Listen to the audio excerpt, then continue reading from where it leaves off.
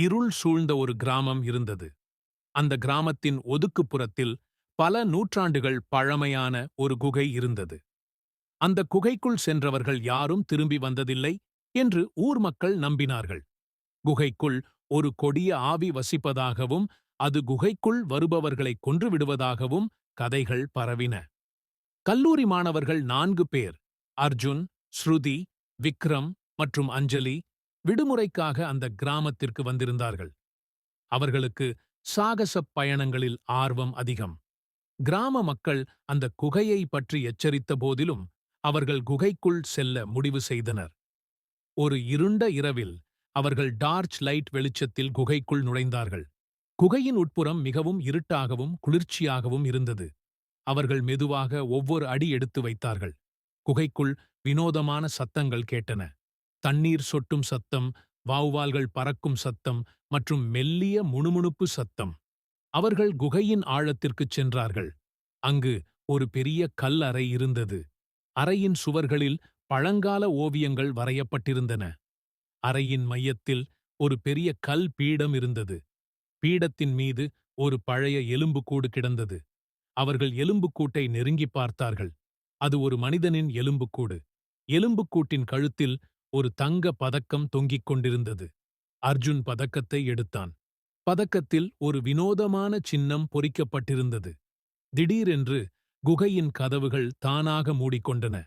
அறையின் வெப்பநிலை திடீரென்று குறைந்தது. ஒரு பயங்கரமான உருவம் அறையின் ஒரு மூலையில் தோன்றியது.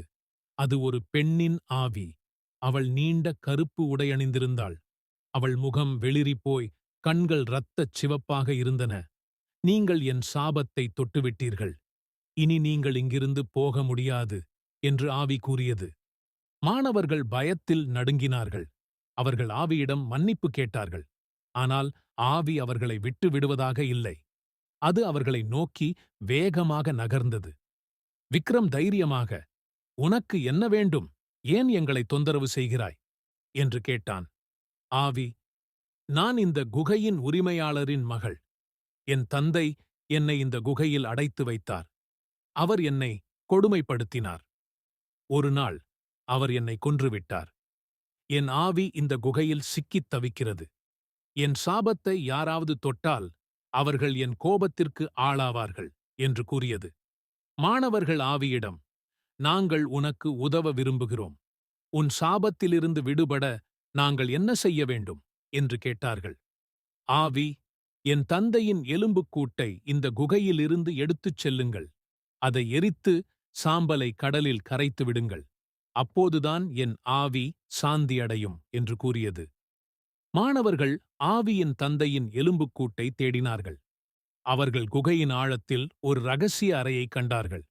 அந்த அறையில் ஒரு மனிதனின் எலும்புக்கூடு இருந்தது. அவர்கள் எலும்புக்கூட்டை எடுத்து குகையை விட்டு வெளியே வந்தார்கள். அவர்கள் எலும்புக்கூட்டை எரித்து சாம்பலை கடலில் கரைத்தார்கள். அப்போது ஆவியின் உருவம் வானத்தில் தோன்றியது. அவள் புன்னகைத்து, "நன்றி, நீங்கள் என் ஆவிக்கு விடுதலை அளித்தீர்கள்" என்று கூறியது.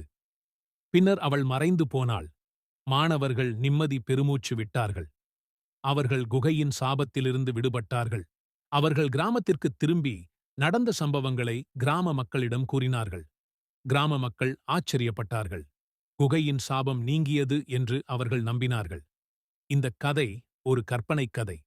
பேய், ஆவி போன்ற விஷயங்கள் நம்புவதற்கு அப்பாற்பட்டவை.